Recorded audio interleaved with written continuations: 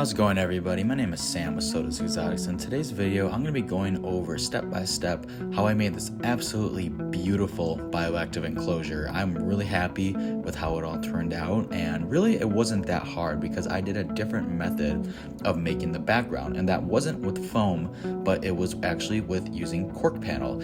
I saw a couple of videos of people doing this before, and really I am just ecstatic with how well it turned out. So let's get into it, and I'll show you guys exactly what I did to build this enclosure. The main two parts of the build is going to be using this 36 by 18 by 18 Exoterra as well as some Cork Panel. And with the Cork Panel, what I did is simply measured it out to the size that would fit the enclosure, and I just took a knife and simply cut it.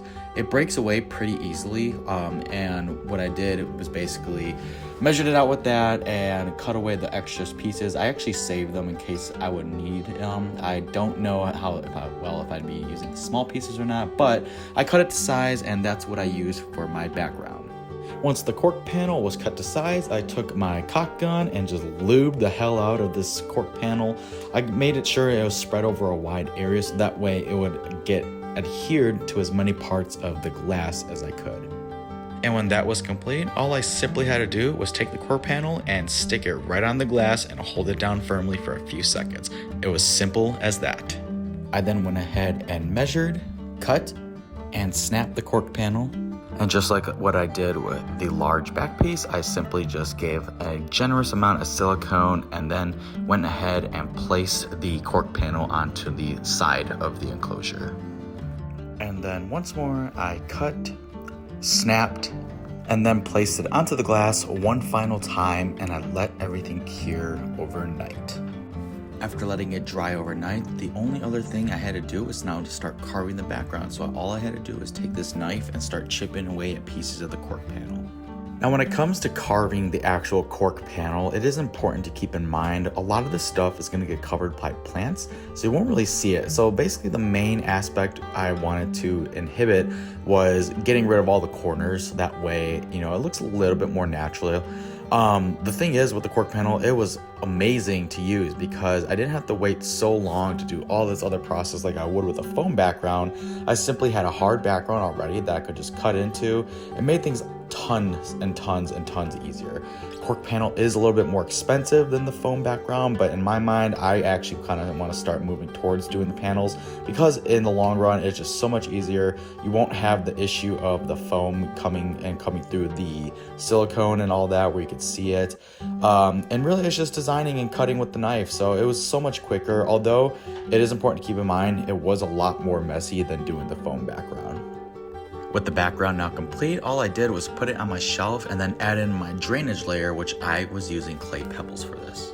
Now to separate the drainage layer, which is the hydro balls, to my substrate layer, I just got some screen window mesh that I got from Home Depot and simply placed it a little bit larger over the clay balls, and that would help stop keeping substrate from falling into the drainage layer.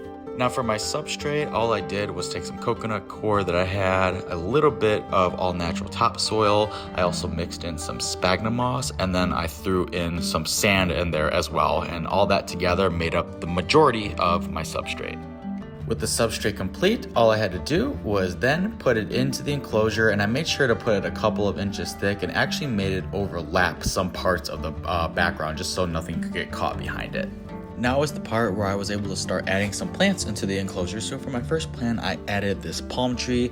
In all honesty, I forgot the names of every single one of these plants. I didn't name them, so just so you guys are aware, I won't have the names for them. However, I did check that they would be reptile safe before adding them in. So also, I didn't do a proper quarantine for this, and looking back at it, I probably should have. Here's the thing though, is that I was letting the plants sit for quite a while before adding any animals in. So just keep that in mind, that no animals were placed immediately into the enclosure, that this quarantine session for the plants, they sat for quite a while. So I wasn't too worried about pesticides and stuff like that.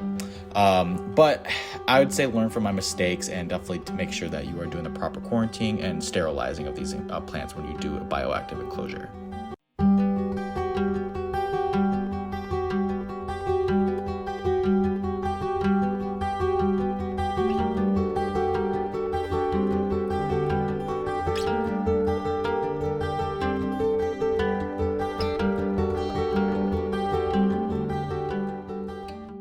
I especially loved this plant because it added some nice color into the enclosure. I loved the pinks that they added, and looking back, I wish I would have added a little bit more color rather than just the green to the enclosure itself.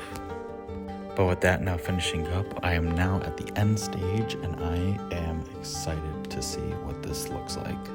And this is what the final enclosure looked like after adding some final details like moss, some twigs, leaf litter, and a couple other things here and there. So I'm super happy with how this turned out, and I just want to thank you guys so much for watching this video. Please subscribe if you have the time, and we'll catch you in the next one.